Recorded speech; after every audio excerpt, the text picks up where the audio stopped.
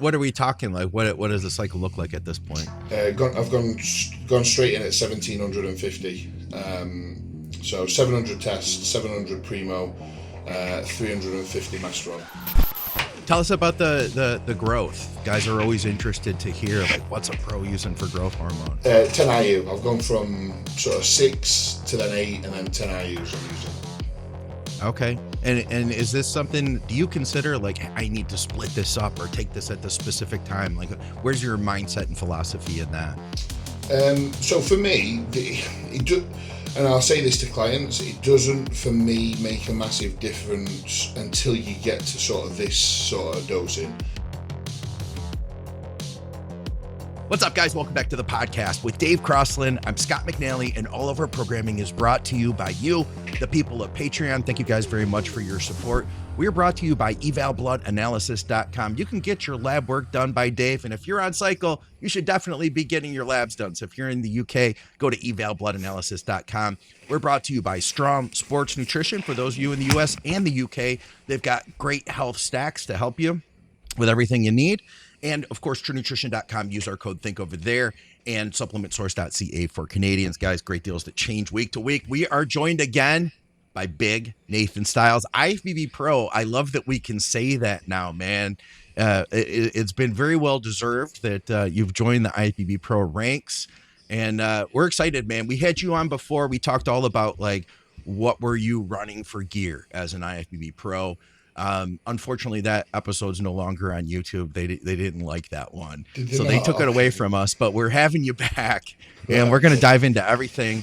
Big thing, man, is you're, we know that you had gotten your lady pregnant after being a gear user for years. So we want to hear all about that. We know you're 3 weeks back in, so we're just going to cover everything gear related. And then, of course, guys, we're going to tackle your listener questions. So anyway, I'm going to shut up, Nathan.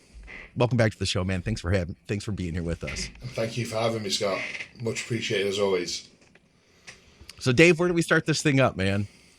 Well, I think one thing that was a little bit stand out was probably I'm going to use the wrong words, and dedication is not quite the right word, but you were quite happy to go, you know what, I'm just going to go legit TRT. Yeah. No TRT plus, no a little bit of extra of this. And not only that, I mean, didn't you do 6 weeks of nothing at all before you even started the TRT? It was actually more like 16 to 18. Absolutely nothing. So when I made the decision, because obviously my knee situation, I was like, I need to get this knee sorted. This is the year to get it sorted. And if I'm going to be doing that, it's probably also the right time that I start thinking about fertility, because I'm not going to be back on stage for maybe another 18 months, 2 years. So in that time, do I really want to be still just running gear for the sake of running gear when I'm going to be coming up to late 30s? Like, this is the time that I've got to commit, and Phoebe's just wanting to start a family. So I just said in January, right, I'm going to come off. And if we're going to do it, let's do it properly, and I'll commit to it fully. So I'd come off a cycle of around 2.5 grams total, and I literally just completely stopped. And I thought I was going to have as long as needed to come down. I was having regular blood tests with Dave to see how long things sort of came back down to normal. I was going to try and catch it and go back on TRT before my test levels literally like dropped off a cliff. And I still felt all right after like 12, 14 weeks. I thought, do you know what? I'm going to just run this a little bit longer. And then I had my bloods done again about 16 weeks, and there was a bit lower. And I was, Okay. And I started feeling it a little bit. So I was like, it's probably the right time now to jump back on TRT, which was legit TRT. It does say a lot when someone of your muscle mass and level of development and everything that comes with it can step off gear for that amount of time and, lo and behold, not lose all your gains. Yeah, tell us about that, man, because I think that's our biggest fear. Most people think if they miss 3 weeks, there's going to be nothing fucking left of them. Yeah. I mean, I found it quite difficult to get below 300 pounds. Okay. Like I really did. Like I brought my calories right down. I was doing more cardio. I even sort of like doing daft things just because I was like boxing and doing. Wasn't there a mention of CrossFit there at one point as well, young man? I did like a couple of like circuit-based sessions. Okay. He did CrossFit. Yeah, so I really tried to drive body weight down a little bit. Yeah. And it's a lot more difficult to lose weight or lose muscle when you've been training and eating consistently and training hard consistently for a number of years. Like, people think you're just going to lose all your gains, and you're not. Like, you really have to toss it off and try to lose muscle mass. Yeah. Now, don't get me wrong, the muscle looks different. Yeah, it's not going to be like as full and round. And it feels different. Like the pump in the gym and stuff like that. It's just not the same. Even though you think, oh, I'm getting a little bit of a pump here, and then 30 seconds later, it's not there. Yeah. Yeah. So it just. I got to interrupt. Is it raining at somebody's house there? Is it? Can you hear? I can hear it. I can hear like a tap running. Yeah. Is that? I just noticed it started a minute ago. Did you have a fan? Yeah. Was that a fan? It was a humidifier.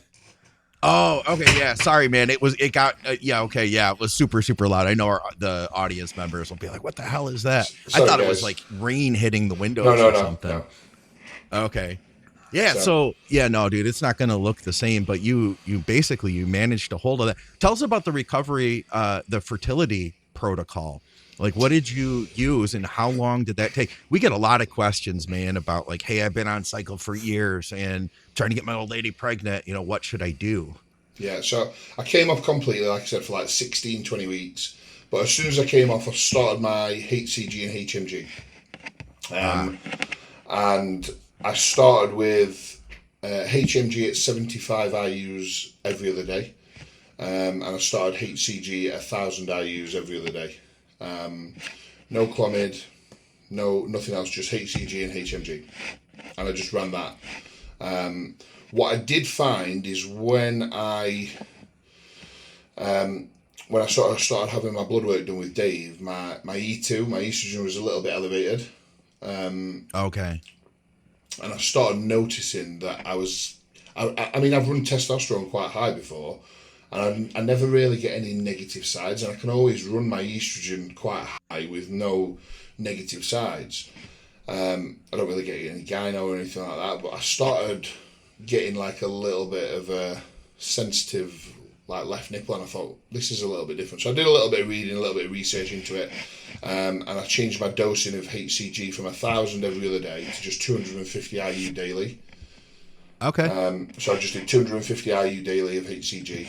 Kept my HMG at 75 IU, and then I had my first semen analysis. And once I got that sort of looked at, I was like, it's not as bad as what I thought, but okay, it could be better. So then I bumped my HMG up to 150 every other day, which is expensive. Yeah, no kidding. But yeah, I mean the estrogen was coming from the HCG, but why it was impacting you was because the test was low, so you didn't have the DHT to act as a protectant against it. Yeah. So it was the ratio that was causing the problem more than the absolute levels.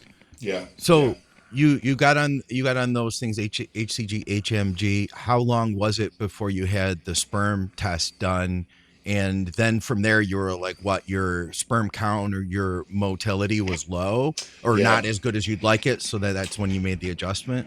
So I probably had my first semen analysis done at the wrong time, because I literally had it done as soon as I came off. Like, so it was going to be the worst it could be. Yeah. Was it pretty bad at that time? It was pretty bad. Like, it wasn't as bad as what I thought. Like, my sperm count was 1.8 million. So at least I had some sperm. Yeah. There was just not very motile at all. Okay. So motility was literally zero. My morphology was out. I mean, like, the viscosity and the pH and all that was, like, the concentration of it was all, like, normal, but there just wasn't moving anywhere. So they were handicapped swimming in circles. yeah. So I was like, okay, I need some work on this. So HCG and HMG, and then I did L-carnitine at 1,000 milligrams, injectable L-carnitine, 1,000 milligrams daily for for motility and morphology. And then just some natural supplements like some macaroon, vitamin E, just kept all my normal health supplements in. Selenium, things like that. Yeah. And then I had my second sperm test in like June. And everything had improved massively. My sperm count had gone up to like 39 million. My motility had improved like 22%. My morphology had improved like 2%. So it still wasn't great, but it had improved quite a lot. So that was like 5-6 months later then? Yeah, 5 months. Okay. And that's when I just decided, after speaking to Dave, after having like another round of blood work, he was like, you're probably ready to go back on some TRT now. So I went back on to 120 milligrams per week of just test split twice, just 60 milligram and 60 milligram twice weekly. And then within 5 weeks, we had a positive conception. Dang. So you were able to do that on TRT, legit TRT, still running the HMG and the HCG all together, right? Yeah, correct, yeah. Okay. Test itself will stimulate sperm production, which is why you see guys on cycle sometimes being able to get the missus pregnant. And it's always going to be a difficult call in a non-use to TRT call as to whether it's going to help or not. In Nate's case, it did. It doesn't always, so it's not a guarantee, but generally healthy test levels, even if they're coming from TRT, are better than low test levels when it comes to fertility. And if your desire is higher, you know what I'm saying? You've got the actual ability to have to perform as well. Yeah, I mean, exactly. If you're suffering with a floppy Johnson, you're not really doing anything, whatever your sperm's doing, are you? Yeah, I mean, Cialis was my friend as well, but it made a massive difference. The difference, because I don't care what nobody says, you can't get pregnant from just kissing.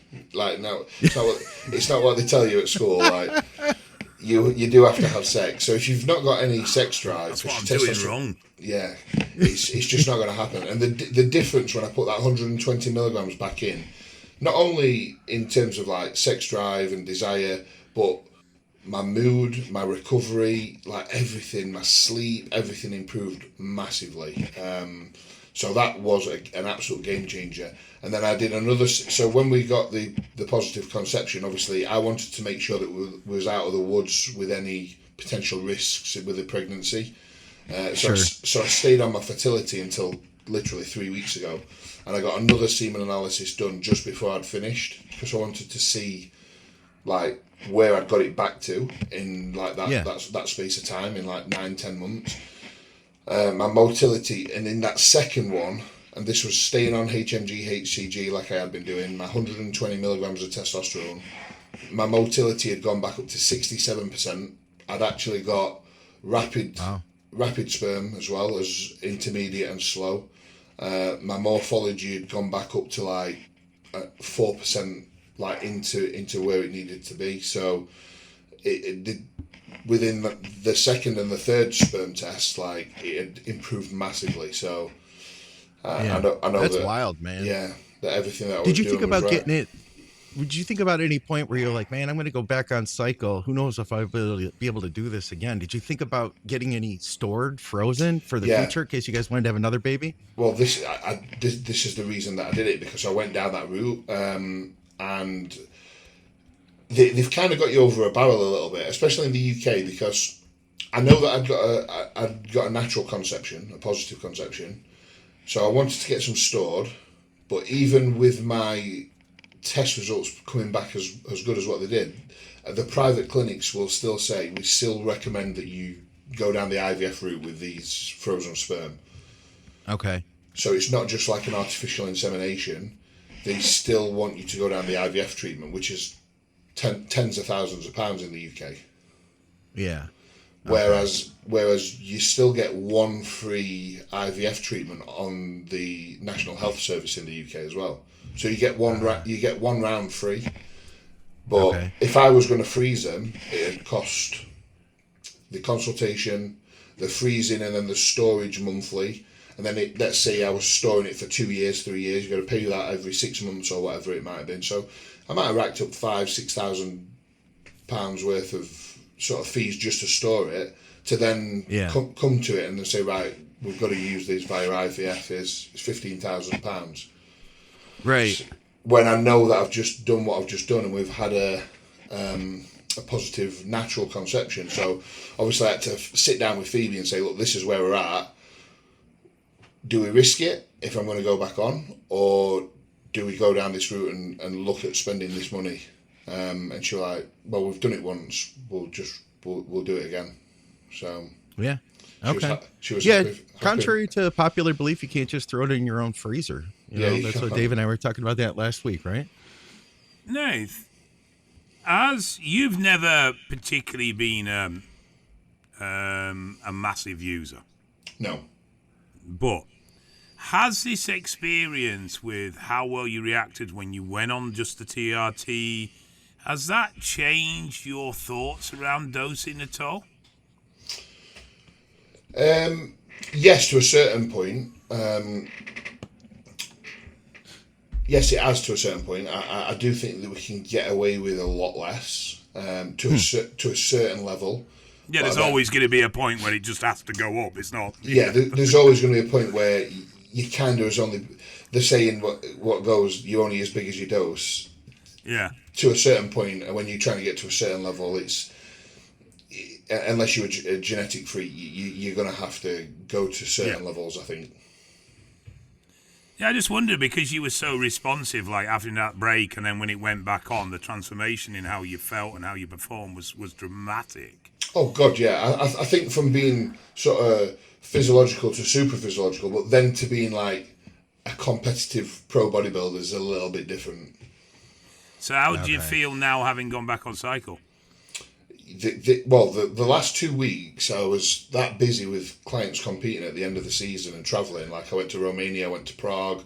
I probably went back on at the wrong time because I was like I couldn't string a couple of weeks together in the gym as efficiently as I wanted to. But this last week that's just gone, and even Grant, my training partner, he was like, "What the fuck?" Like I can tell, I can tell. It's well and truly in now. yeah.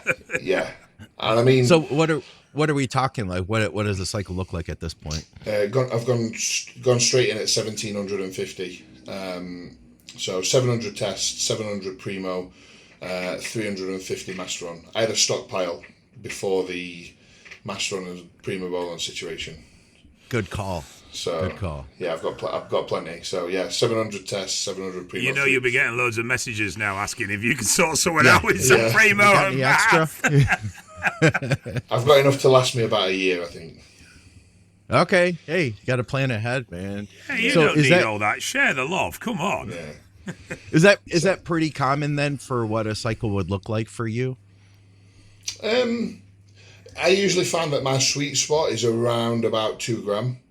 And then anything over about 2.5, I'll be honest with you, I end up feeling worse. But I've always thought in the past, because my cycles have always sort of escalated in dosage as time has gone on through the off season.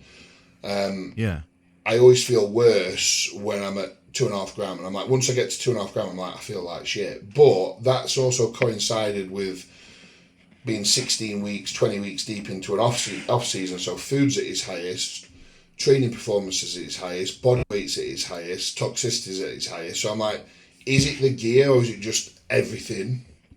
Like, a bit of both, to be fair. Yeah, I've never just gone, right, we're going in at this dose and this is what we're going to stay at, from being at a lean body set point and being like 2.5 grams straight in. I might feel fantastic. So because we've always started a little bit lower and then escalated, I think it's just a combination of that I've always felt worse with more when I've got to a certain point. Okay. 2.5 seems to be a common trend with that, though. A lot of people sort of like at 2.5 are like, you know, above that I start to feel the drug in the sense of negatively. Yeah. Yeah. You've said that a number of times, Dave. We've talked about guys who've pushed up higher and then they kind of settled back in like, hey, this has been enough. How long will a cycle like that run for you, like on average? How do you figure out, like, some guys are like, I'm just going to do this for 12 weeks and then I'm done. Other guys are like, hey, I'm going to keep running this and check my labs along the way. If things are good, I'm going to keep going. Do you have like a plan in your head of how this will look? Yeah, so this has been planned out for about 22 weeks, but obviously we'll pull labs. So I'll pull labs at about 8 weeks, and then if things are looking good, I'll probably up the dose a little bit, and then we'll probably pull labs again at about 16 weeks, and then see where we're at. And if we feel like we can still make some more progress for the last sort of 6 to 8 weeks, we'll run that through. And then I usually think that once you've been pushing for 20, 22 weeks, you're probably ready for a bit of a pullback, whether that's regards body fat levels, food, everything. So it's probably about the right time to just pull things back and have a little bit of a tidy up anyway. Just commenting on that time scale, Nath, we close 17th of December till 3rd of Jan. Yeah, that's fine, mate. I'll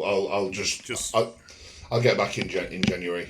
Because, like I said, it's only been 3 weeks anyway, so... Yeah, well, just the 8 week puts you bang in the middle of the shutdown, so I just thought I'd better let you know. Yeah. I'll know that. Yeah. That makes sense. If you do decide then, hey, things are looking good, I'm going to push this up a little bit, you're kind of at, a higher combo of test and primo with a little bit of mast in there. Where will you go from there? Like, what would go up? I think that testosterone will probably go up a little bit. Okay. I usually find that my sweet spot, because I've not been on this level of testosterone for a long period of time, I didn't really know, but my sweet spot's usually between 700 and a gram for testosterone, and then I do like to make the majority of that up with DHTs. I like primo, but I do also like mastron, so it's probably going to be a mix of both. Do you need any kind of AI with any of that, or is it okay? No, I've not ran AIs unless it's for like a potential cosmetic look coming into stage where just bringing that little bit of extra dryness in with a look towards the end, maybe last 3 or 4 weeks we might use a little bit, but no, I've never had to use any in off seasons. Yeah, all right. So that'll be. Go ahead, Dave. Sorry, where are you strength-wise comparatively now? Do you know what? Like, this is one thing. Like, my strength dropped off a little bit, but not massively. It didn't drop off massively. It was more, I lost a few reps, but actual loading wasn't too dissimilar.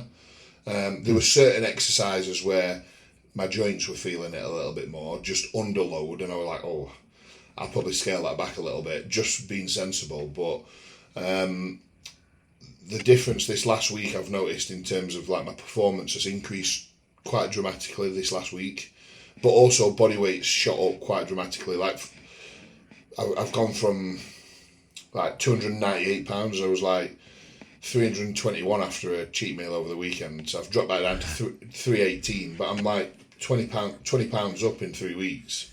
Yeah, that's some recovery, isn't it? That's some bounce back. So I mean, don't get me wrong. That is not something that I would recommend that rate of gain to any client. It's painful. But I've put the drugs back in. My food's gone up 300, 400 calories, and the body weight has just literally rocketed. And like my GH has gone up a little bit as well, and I've also got some partitioning aids in, which is all a combination of everything. Like obviously androgen load, a little bit of extra food, a little bit of extra GH, a little bit of insulin. My body's just like, fucking hell, you've starved me for 10 months. Like, yeah, it's a sponge, right? Isn't it? Yeah. It's just gone. Yeah. I bet. Tell us about the growth. Guys are always interested to hear, like, what's a pro using for growth hormone? 10 IU. I've gone from sort of 6 to then 8, and then 10 IUs I'm using. Okay. And is this something, do you consider, like, I need to split this up or take this at the specific time? Like, where's your mindset and philosophy in that? So for me, and I'll say this to clients, it doesn't for me make a massive difference until you get to sort of this sort of dosing, and I feel best with splitting it multiple times through the day. So I'll do 3 IU fasted, but I always do cardio all year round. I'll do 3 IUs pre-workout, and I'll do 4 IUs pre-bed. Okay. And what do you mean feel? Like you said that, like if you did it differently, you wouldn't feel as well? I usually feel a little bit sluggish if I do it all in one bolus dose. Like I struggle waking up in the morning. I just feel a little bit more drowsy through the day. My fasting blood glucose is always a little bit harder to manage with a big bolus dose at night. Whereas when I split it, I usually find that my fasting blood glucose stays within like between 4 and 5 all year round. It doesn't really... Interesting. Yeah. So just little things like that, really. And is this generic or is this pharma? I've got a bit of both. Okay. Yeah, so I've got some Omnitrope, pharma. Luckily enough, I've got a contact whose son or daughter has got a... deficiency, so that you're friends with a dwarf, aren't you? That's what you're saying. Essentially, yeah. Yeah. So I get a few cartridges every now and again, and nice. then the majority is generic. But the generics for me now, like if you can get good generics, they're just as good. Yeah, agreed. Yeah, I don't think the gap's anywhere as wide as it used to be. No, between generic and pharma. Yeah, I agree. That's pretty cool, man. Hey, tell us a little bit about your training philosophy. When you were off everything, did you find that, and it sounds like you did a bunch of crazy stuff too. If you were doing some CrossFit, some boxing, all that at times, and I get it. Sometimes you just got to kind of shift gears to, not be disappointed in the fact that you're not able to do exactly what you used to be able to. So I understand that. But getting back into your actual real bodybuilding training, did you find that hey, it's a good idea for me to maybe pull back on some sets to improve my recoverability, or what was your philosophy there? And then how has that changed going back on? Yeah. So like you said, it was a little bit, I'll be honest with you, like mentally I struggled quite a bit the first 3 or 4 months, just trying to get my head around like what was going on. Cause obviously the knee situation as well. I didn't train my legs for 16 weeks, which was rough. Because I love training legs, so not being able to train them was obviously you do. Yeah, was hard work. But what I should have done and what I did do was probably not the same. So I probably should have just scaled back volume, and trained to failure or within a close proximity to failure. But I kind of just trained for enjoyment. And I was just going in, and if I fancied doing a drop set, I'd do a drop set. And I just went in and trained.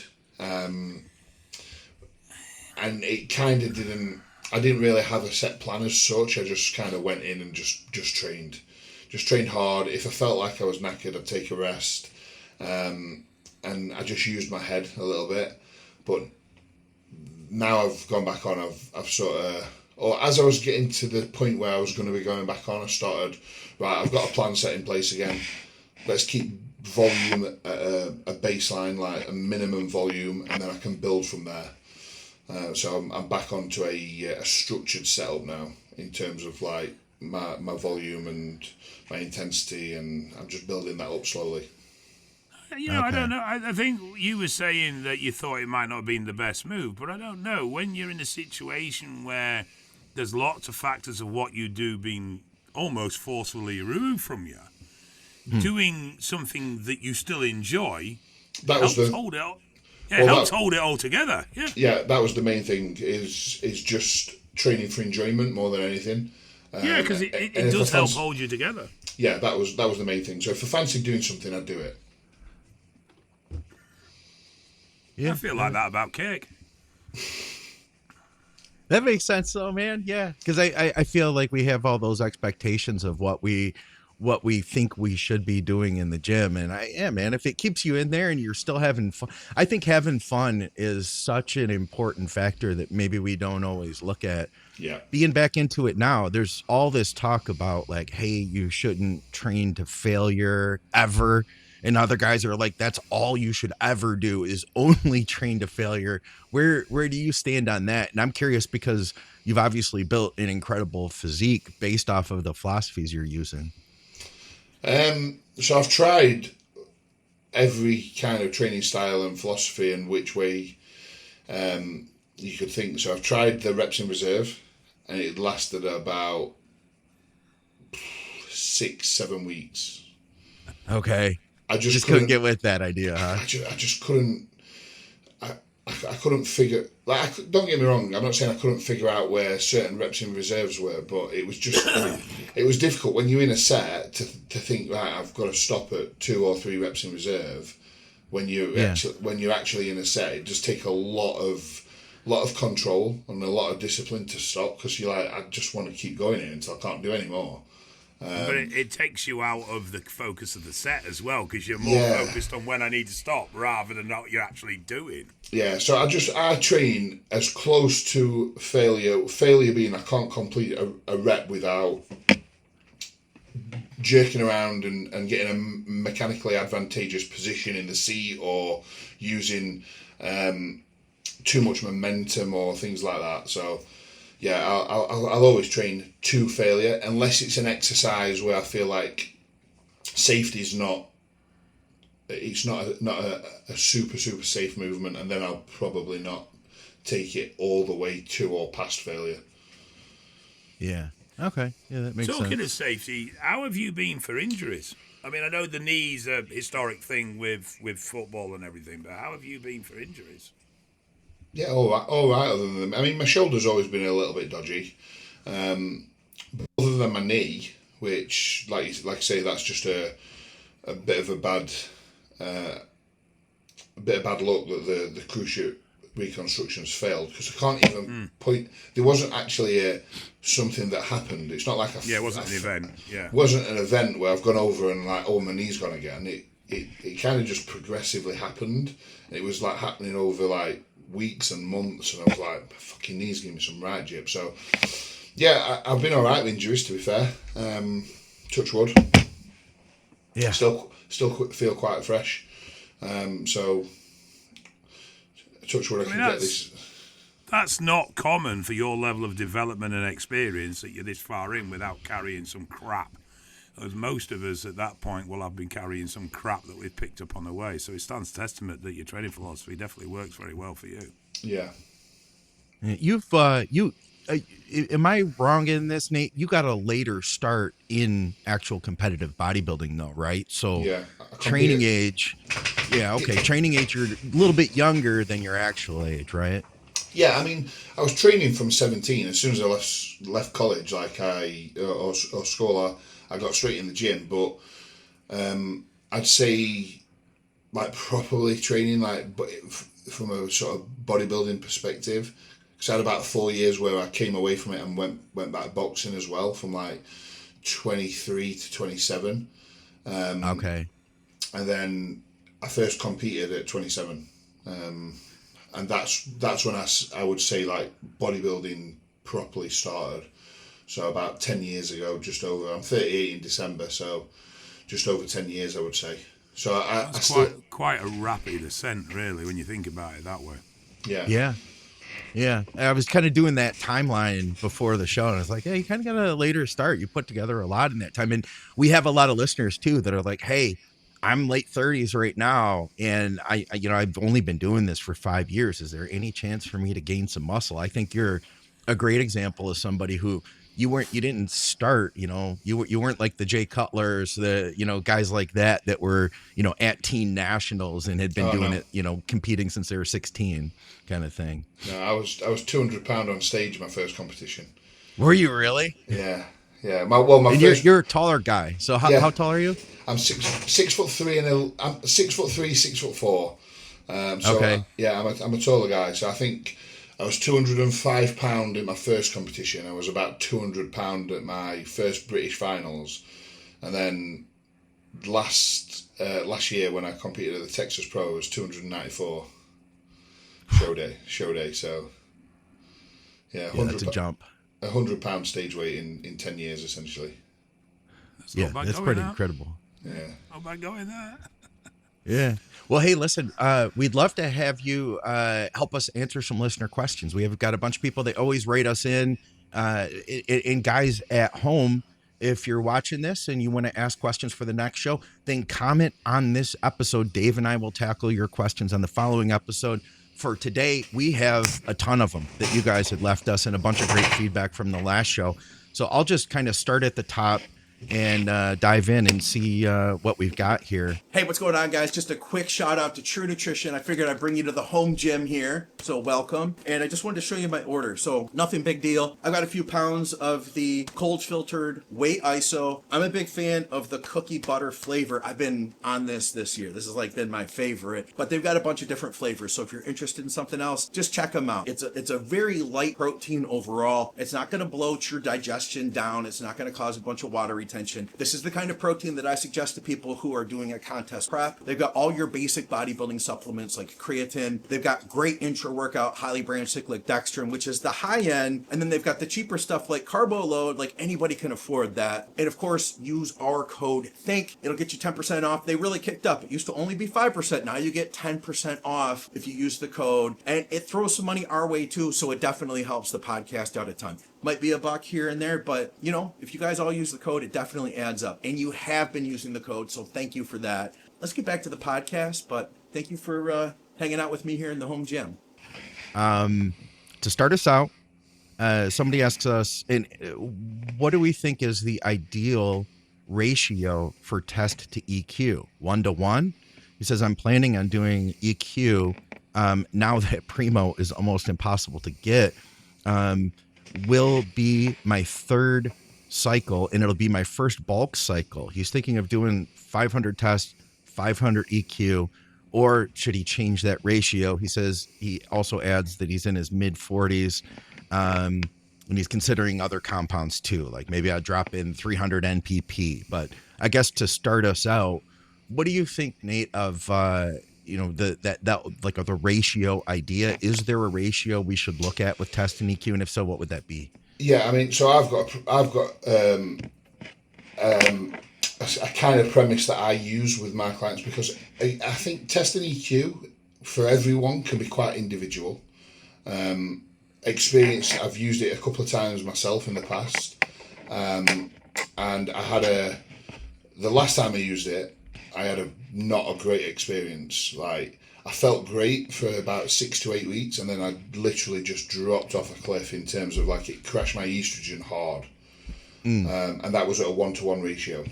So what I find best with my clients is I usually do a 2-to-1 ratio of test to EQ. So 600 tests, 300 EQ.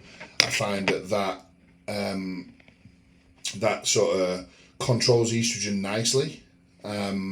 And they feel pretty good, and that's kind of what I and then I'll just move up with that ratio if I need to. So 700, 350, 800, 400, and then I don't usually like going much over 500 with EQ. So I might use a gram a test, 500 EQ, and then I'd look to bring another compound if I needed to get the androgen load any higher than that. That makes Seen sense. Similar in bloods. There's some variance, but I've seen people on 500 tests only needing 100, 150 EQ to control their estrogen on that. But I would have said the 2-to-1 ratio is definitely a fairly decent starting point. It's a lot more effective than I think people realise. Yeah, I think it's a lot more. I think it's a lot more aggressive at controlling estrogen than the DHTs, than Primo and. Yeah, very much so. And it's quite funny, actually, because you think about historically, and we used to say if you weren't running at least 600 EQ, you were no point running it. Yeah. Right. And to think where that was putting estrogen levels back then, when we're seeing people at 500, 600 tests, and they're only needing 200 and 300 EQ, and the estrogen's still on the lower side at that. Yeah, I mean, I've just had a client send me his bloods today, because what I'll do with most of my clients is, because obviously EQ is a bit of a slow burner, so normally I'll get people to pull labs at like week 5 or 6, but when they've got an EQ cycle, I'll tell them to pull labs at maybe like week 8, and just see where that ratio is. And he's on a 2-to-1 test and EQ, again, because people other than me. People can't get DHTs. And his E2 is like at 65. So it's a low end for where I would have expected him running sort of 700 testosterone. So yeah, it's controlling. What about this one? You guys think that Superdrol toxicity is over exaggerated? How harsh is it compared to, say, Anadrol? Personally, I get no issues from it, while strength and cosmetic benefits are equal to trend.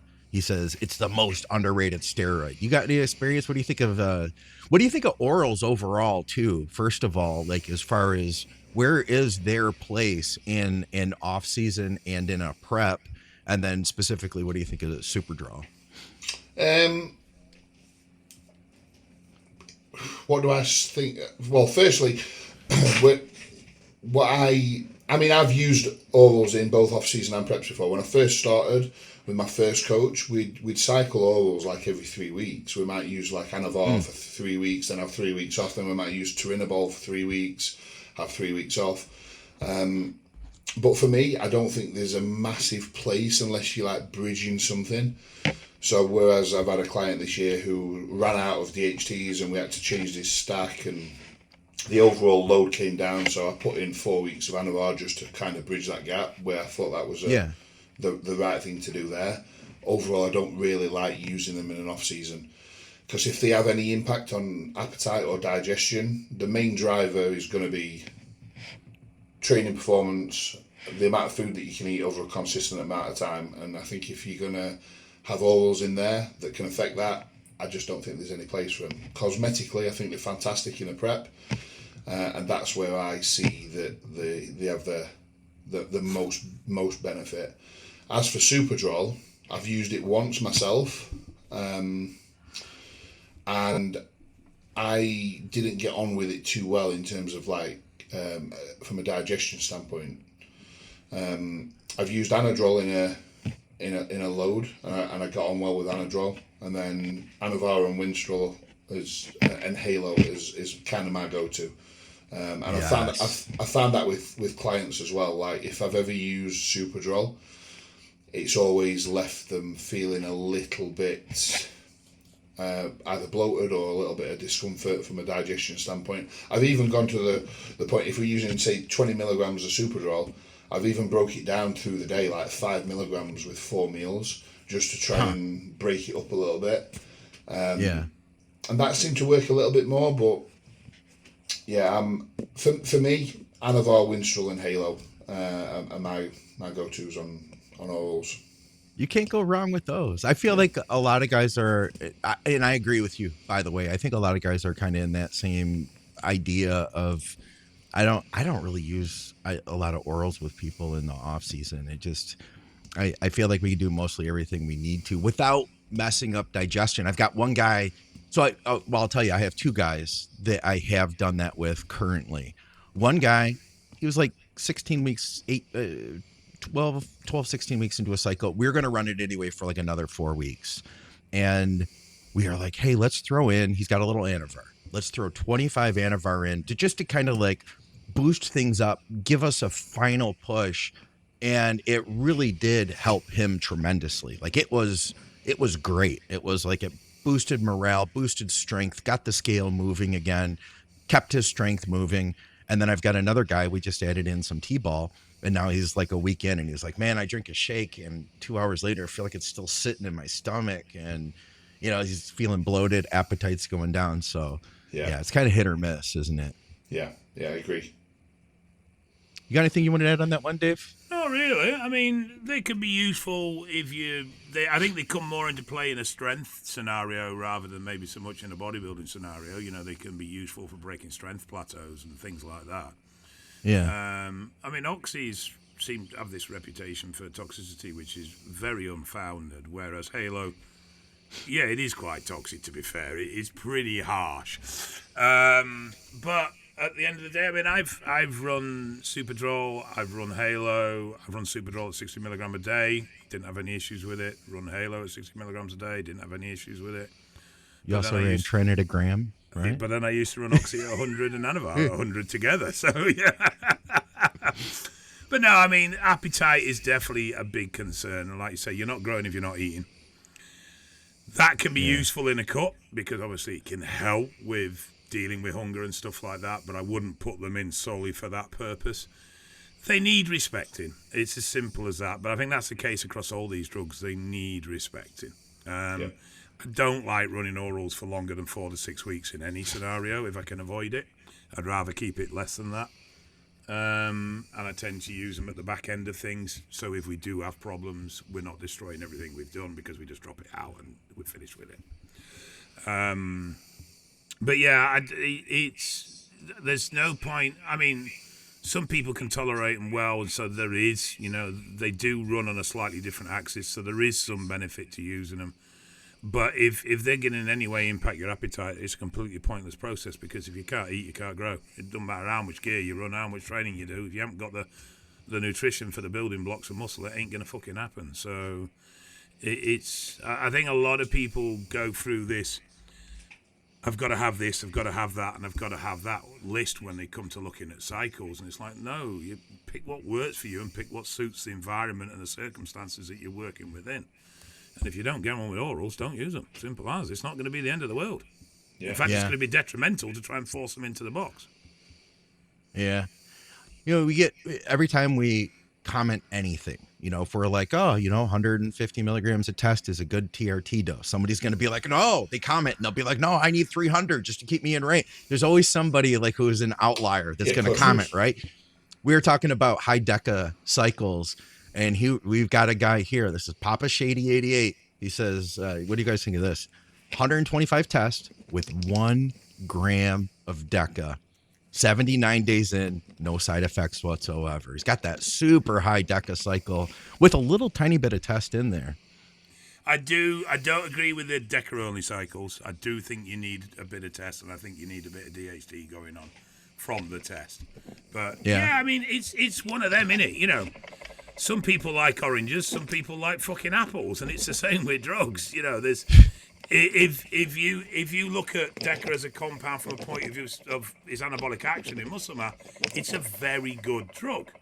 But then you've got to factor in that individual and whether they can tolerate the other effects that Deca has. And if they can't, it's like the oral situation. It's just fucking pointless doing it then, isn't it? Yeah. If you get on with it, great, exploit it. If you don't, leave the fucker well alone. Yeah, I mean, I've got no issue with it. I've always wanted to try. I've wanted to try it myself because I'm one of those that I won't really prescribe or advise or suggest anything to clients if I've not tried it myself. Because then at least I know how I felt on it and what the sort of impact was. But I've never ran a high Deca cycle, but I've had a client who's run probably a little bit higher than that. To be fair, he was running 175 test and 1400 nandrolone, and then we actually put in a little bit of primo on top of that as well. So it was running up to about 2 gram. We topped it up to like 400 primo on top of that. Okay. And how did he get on? It felt absolutely fantastic. Well, there you go. And it's a weird thing with Deca, and I've never got to the bottom of this. The same person, but if you were conservative and said, right, let's keep the Deca at, say, 600, often find people feel shit at that. But when you ramp it right up, they don't. So there's definitely something to do, I think, with DHN and the total DHN levels that's going on within the body that has some impact. I think there is a volume thing here where at certain doses it does change how it impacts people. But it's having that confidence to risk that if you've had a negative experience at a lower dose. Got another one here. Somebody was just mentioning to us because we were talking about DHB on the previous show, and I'm finding that I'm seeing guys running it and they're not having the side effects that on YouTube I see like people are just saying like all the time, like if you run DHB, you're going to have high elevated liver values. You're going to have high inflammation markers, all that. we've got a guy here. He said, I ran DHB many times last year and never had elevated CRP, nor do I get elevated liver values. I figured I wanted to bring you in on this one and get your opinion. Any experience with DHB? A very only a limited experience because I was intrigued to try it. I just pulled milligram for milligram out of Primo and replaced it with DHB. So I took 200 milligrams of Primo out of my cycle, put 200 milligrams of DHB into my cycle for like the last 8 weeks of a cycle, and I didn't see any sort of negatives in terms of like blood pressure increasing or any sort of skewed values any more than what they would normally be with that sort of total androgen load. Did I see any benefits? I probably feel like my strength increased a little bit and I got a little bit more vascular, even though I'd only put that little bit in. But then I've had clients who've ran DHB, and it's skewed their liver and kidney values quite aggressively. Okay. Yeah. So I think again it's down to an individual sort of tolerability with most things. Some people will get on with certain compounds, and some people will have a bad time with them. Okay. I just got a comment here. I have to listen to this. Vigorous Steve just gave BSG, which was one of the other podcasts, a shout out for DHB advice. He's never used it, and knew Skip and Andrew were fans, as well as myself. Yeah, we were saying, just because I'm trying to uncover this, so I'm asking everybody I can what their experience is. And it sounds like you're kind of mixed bag, where you personally didn't see anything negative, but then you had a client that did. I think it's one of them where when it does affect you, it's quite noticeable. So you either get nothing or you're going to get really shitty levels. Yeah. I don't think there's a sort of in between with it. I think you're either sensitive to it or you're not, and it's as simple as that. Yeah, I could see that. Yeah, I've got a couple of clients who absolutely love it. Like they absolutely love it. But then, like I say, I've had a couple of experiences where, I'm not too keen. So. But you like it, Scott. I know I've listened to you speak about it quite a few times on the podcast, and I know you like it, and I know Skip likes it. I think Skip would pick that as his like secondary compound. Yeah. He said except for in prep, he would opt for Tren. Yeah. Of course he would. Yeah. Hard to pick DHB over Tren, but hey, there's guys out there and that's what I think kind of sparked this. Was there's been guys who are like, hey, I don't really like the sides of Tren. I want to try something else, and run DHB into a show, and they're looking freaking great. I'm looking at the comments, and you know what? One other thing we wanted to get your opinion on was the idea of the new peptides out there. Dave brought this up, and he didn't mention your name, but I know we talked about it off the air. You had posed the question, are the new peptides out there, all the mitochondrial enhancers and everything, allow us to push gear further? What is your whole take and thought on all that? What are you thinking? So I'm running some peptides now currently. So I'll be pulling bloods, and I'll be able to tell you what they have done to my bloods whilst on cycle. My bloods whilst I was off cycle, I think it's safe to say, Dave, they were pretty good. To say that I'd been running gear for as long as what I'd run them. I think my recovery was pretty good, pretty solid. So I've tried quite a few different ones. So I've got SS31 in at the minute. I've got MOTC in. I've got 5-amino 1MQ in. And I've got a Clo blend in, which is like a BPC, a TB, a KPV, and a GHKCU in there as well. So I've got a multitude of different peptides in. And from a cognitive function, mental clarity, stable energy levels through the day standpoint, I'm noticing that they've got a good impact, a good effect. I've always been someone who has struggled a little bit with sensitive skin or skin issues. Not terrible. I've never had like really bad acne from steroids, but I've always had like a little bit, some skin issues. Since running the GHKCU, which is in the Cloveland, I've noticed my skin has got a lot better. My skin health is definitely improved, and I'm not doing anything else differently. So that's something that I have definitely noticed. My digestion's been spot on.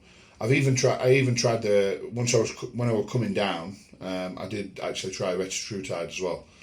Okay. Because I've got so many clients asking, I'm like, right, well, this is the point where I need to try it for myself, because I need to know what it's doing, how I'm feeling, how it's impacting bloods, what's it doing to insulin sensitivity, to my lipid panel. Sure. And to start off with, I found some really, really big positives. It didn't really disrupt my sort of GI transit too much. It slowed it a little bit, but not anything crazily. What I did notice is once I started putting food back up and I kept it in and I just lowered the dose just for the potential health benefits, I did get quite bad acid reflux. But from a cholesterol standpoint, my cholesterol was, in fact, Dave, you actually commented and said it actually pulled my LDL down probably too hard. Yeah. Like my cholesterol pulled it down quite hard, so I had to increase my fats in my diet. No kidding. It pulled it down quite aggressively. Yeah. Did you get any hints of anxiety at all? I've had a few people report things, not to a point where it's problematic, but just an edge coming in. No, I can't say that I did. Okay. Nothing noticeable. Okay. Yeah. Yeah, I haven't seen it either, Dave. By the way, when you mentioned that on the show the other week, we got a bunch of comments from people, and nobody else in the comments had noticed that either. Okay. It might just be an isolated few then. So I've had a few, not a lot, but I've had a few. So just trying to see how broad spectrum it is, or whether it is, like you say, just, it may even be down to the batch, wherever the manufacturing's come from, and there's something within that. I don't know. Yeah. Cornelius Parkin's got a question for you. He says, question for Nathan. The markers in the blood work that are not good for you, which ones are those? So I think basically he's saying, as we run a cycle, we all have our Achilles heel. There's going to be those things, right? For me, hematocrit goes up. What are the things that you battle? HDL. Okay, so it is that HDL. Yeah, his love of Primo. Yeah. It's the Primo. So HDL has always been my Achilles heel. Generally, everything else is pretty solid. RBC, so my red blood cell count is always, hematocrit and hemoglobin is always in a good position. Yeah, you don't really have a problem with that, do you, at all? No, and I don't really need to do lets. Like I've probably had one or two lets in maybe 3 or 4 years, maybe the last 5 years. I think it's probably because I keep cardio in all year. Possibly, yeah, possibly. My cardiovascular fitness is always pretty good. But yeah, HDL. I hammer the citrus bergamot and omegas, and I've even done cardarine to try and improve it. And it's if I can get my HDL above sort of 0.7, that I'm doing well. Okay. Yeah. I've seen that with myself and a lot of people. What do you run that citrus bergamot at? I was just talking to Dante Trudell about it not too long ago. After I had my calcium score done, it was real good. But I'm trying to be the best I possibly can be. And he was telling me, because I think I was doing 1,200, and he was like, "Man, you can boost that up. Go to 2,400, 1,200 in the morning, 1,200 at night. What do you do with that?" I do 1.5. Yeah. Okay. I do 1,500. Yeah. So the one what I've got in is 500 milligrams, and I'll sort of double up the dosage twice. I'll do 3 tablets and 3 tablets, so it makes it 1.5. Have you tried the liquid versions? No. It's supposed to be quite good. The sublingual liquids are supposed to be quite good, so it might be worth looking at that. They do a combo product that's think it's got a few things in it, like red yeast rice as well, and a few other bits about salt to support healthy profiling. But yeah, might be worth looking at the liquid version. Yeah, I'm just having a quick look at, because obviously I use Jordan's products. Yeah. Trained by JP. Love Heart. Koopa's talked about that stuff. He likes that one too. Yeah, it's mega. So it's got, per 2 capsules, 500 milligrams, and it's got ubiquinol, grapeseed, celery seed in there. And I do three capsules AM, 3 capsules PM, so 750. Okay. What are you guys doing on your channel? I know you got your own YouTube. I know you do a bunch of stuff on Instagram. You were telling us a little bit about, you got something coming up there. Oh, my podcast.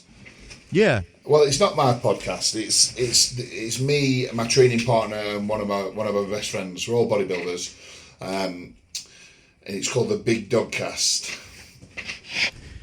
So it's it's bodybuilding and life, and it's just 3 bodybuilders just having a chat. We've got a studio, and we just chat about everything, what's going on in bodybuilding, but what's going on in life, and just try and be as open and honest as we possibly can. And we've got some really good feedback on it, to be fair. So Jimmy, my other mate on it, he's a IFBB Classic Pro, and then my training partner, he's a non-competitive bodybuilder, but he's a bodybuilder.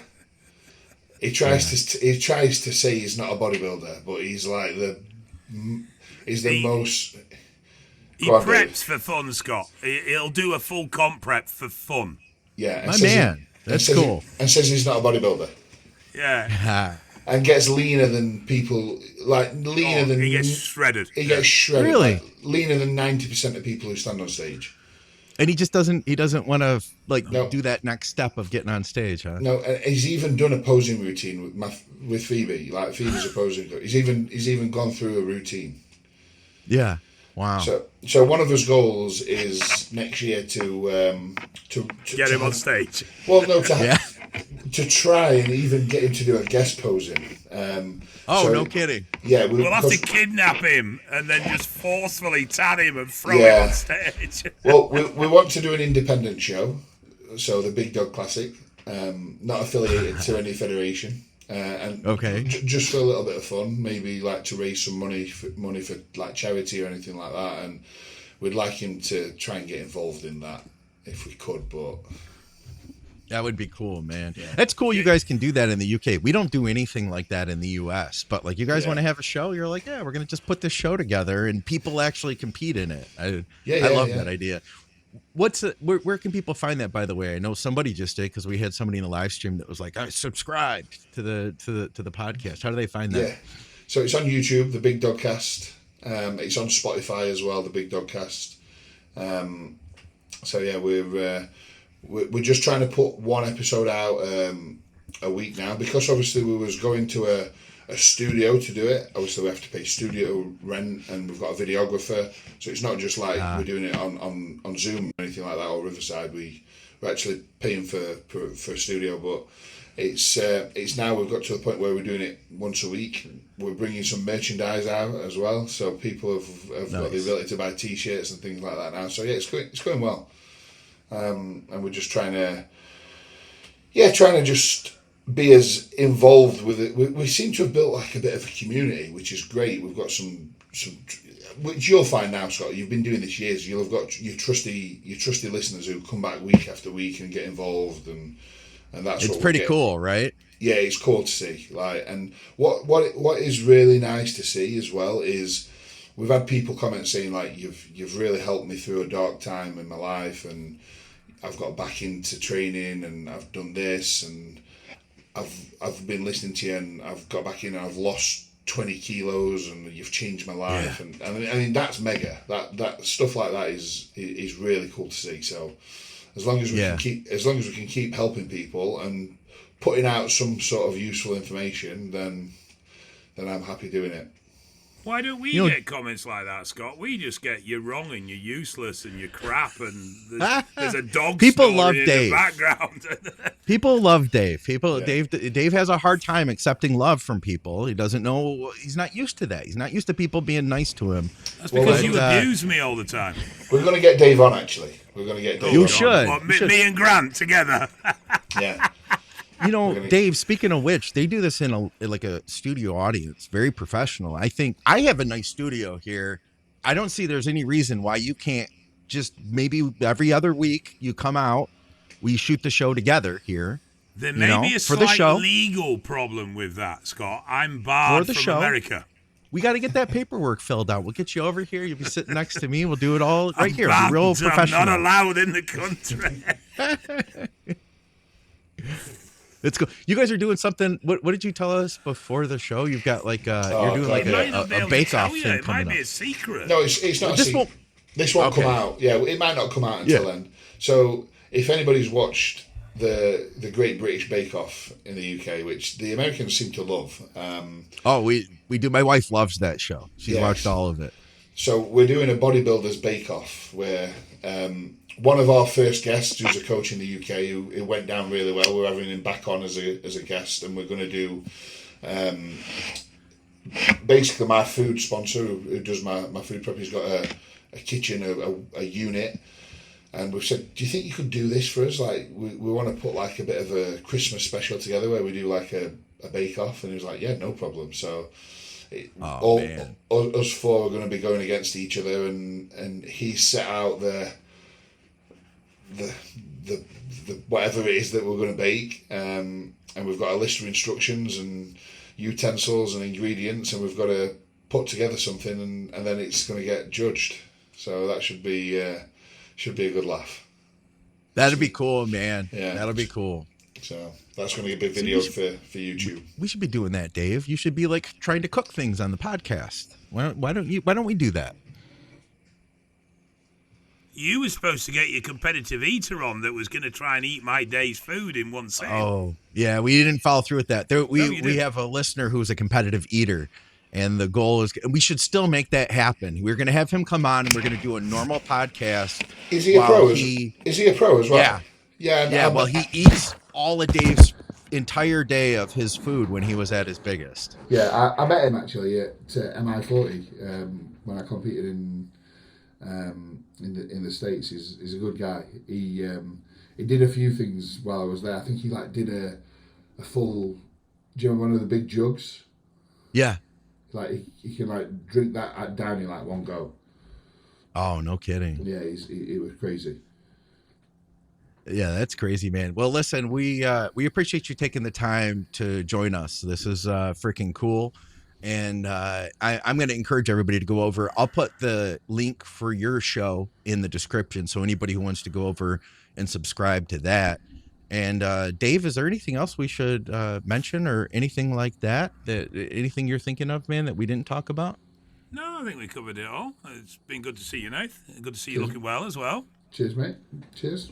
And obviously, I need a little bit of a shave. Oh, yeah, we're not even going there. But and obviously, congratulations on Phoebe getting pregnant and a little girl. Yeah, little girl. Yeah, so you can call her Davina. That'll be fine. Well, guys, we appreciate everybody tuning in. And Big Nathan Styles will have your Instagram below, man. We appreciate you every time you've come on the show, man. It's always been great. We get a lot of really great feedback. Guys, go over to truenutrition.com. Use our code THINK over there. Supplementsource.ca for our Canadians. Strom Sports Nutrition for those of you in the UK and the US. Great health stacks. And, of course, Patreon. And, of course, evalbloodanalysis.com. Get your labs done by Dave. Just like Nate does. Go over to that's basically where you get your labs done, isn't it? Yeah. I've had my labs done with Dave since you started. Probably the last 5-6 years, maybe. Yeah, we started 2019. Yeah. So, we did and we didn't because obviously COVID hit and caused some problems. But, yeah, we started late 2019, early 2020. Yeah, so I've been with Dave from the start. Mm. And for another episode of the podcast, guys, we'll see you soon. Cheers, guys. All right. we're just gonna talk to Nate about all his fertility, Dave, and talk about recovering, getting his lady pregnant. We're gonna talk about then like maintaining muscle off gear. I think we know how he did that. Cycling, all that stuff, and then we'll jump into we'll do that for like the first half for like 30 minutes, and then we'll jump into listener questions for the second half like we usually do. Perfect. I believe you're back on, Nathan. Yes, I am back on. 3 weeks. 3 weeks back on. I thought you were going for surgery, sir. Yes. Well, I've still not got a date yet, which is in the pipeline, because the private hospital that I'm under, Sheffield Thornborough Private Hospital, they basically said that the amount of muscle tissue that I've got, basically the size that I am, they haven't got the equipment there to perform the operation. They have to take you to a veterinary facility. Yeah, so you're going to London Zoo now, aren't you? Yeah. I mean, that's not. This is not me trying to inflate my ego. He did say that, and I was like, "Holy crap!" I was like, "Right." What are you getting done? So I'm having 2 procedures in one. So I had to have a CT scan about 4 weeks ago. I've had 2 MRIs, and we knew what the issue was, but I had a CT scan to see if they needed to do it in 2 operations or 1. Luckily, they can do it in 1 procedure. It's just going to be quite a big procedure. So I had a cruciate reconstruction when I was like 19 from playing football or soccer, and over the last 18 months, 2 years, my knee's been giving me so much aggro, like stability. It used to just give way on me, and I thought I'd torn my meniscus, so I'd done something, and I prepped my whole 2024 prep for my pro debut. I didn't do a leg extension. I didn't do a squat pattern at all. I just did leg press and single leg press all the way through. And to be fair with your legs, if you didn't grow an inch on your legs, like, you're fine, Yeah, so it was okay. So you had that going for you. I held on to them, and then I thought, right, after I need to get this sorted because it's not getting any better. And I love training legs, and I went and we've gone down the route and we've found that basically my cruciate reconstruction has failed. So it's just not doing anything. It's like I haven't got a cruciate there. It's just flapping around. I've also got a small tear in both my medial meniscus and my lateral meniscus. My cartilage doesn't look too clever, but there's not really much they can do about that. So they've got to clean it up, right? Yeah, they can clean it up. Off. Yeah, they can clean it up while they're inside. So they've got to do a cruciate revision surgery, and then they're doing something called an LET, I think it's called. So like a lateral. Basically, they use your IT band to add extra stability to the lateral head of the knee. So it just like puts another piece on the lateral side, so it just stabilizes the knee. And obviously, they're aware that Phoebe's due in April. So if they don't get me in within the next month or so, I don't really want to be laid up when the baby's due. So they're trying to. They're either going to move me hospitals or they're going to get me in pretty sharpish. The good news is that I had my ACL replaced in my left knee back in 97, 98, and they took out about 90% of the cartilage out of that knee too, because it was just shredded. I have not had any problems since, but back then I was literally in a wheelchair because they used a piece of the patella tendon for my right knee, use that as my ACL on the left knee. That means that both of my legs were splayed open, cut open, and then splinted for 30 days. I had to sit in a wheelchair for an entire month. Whereas now, man, it's like you get a replacement, like you're out, you're walking, you're on crutches right away, and then like 3 days later so there is that on your side, thankfully. Like the technology is so much better now. Yeah, I mean, even so much better than nearly 20 years ago when I had it done the first time. So I can imagine that my recovery process is probably going to be a lot quicker, especially with how I'll do my rehab and all the peptides and things like that we've got available now. So yeah. I'm friends with a guy, if you're interested, I'll connect you to him, he had a major injury, ruptured both quad tendons, but he went like super deep dive into everything to recover from injury or surgery. And he literally, like, I saw him, I think it was like 10 weeks later, we were at an event where I was speaking, and he's walking around like it was no big deal, man. It was like 10, 12 weeks later. He's like, oh yeah, I'm already back on the leg press. But he made it his full-time job to recover, you know, and I'm sure you could do that too. Yeah. That's going to be the goal. Somebody who I know local to me, and literally within like 15 minutes, they're just opening up a wellness center as well, with like a full recovery center, which has got like the oxygen chambers in, red light therapy, all that sort of stuff as well. So I'll be able to try and maximize that as much as I possibly can, which is well, let me bring us in here. We'll get this thing rolling. What's up, guys? Welcome back to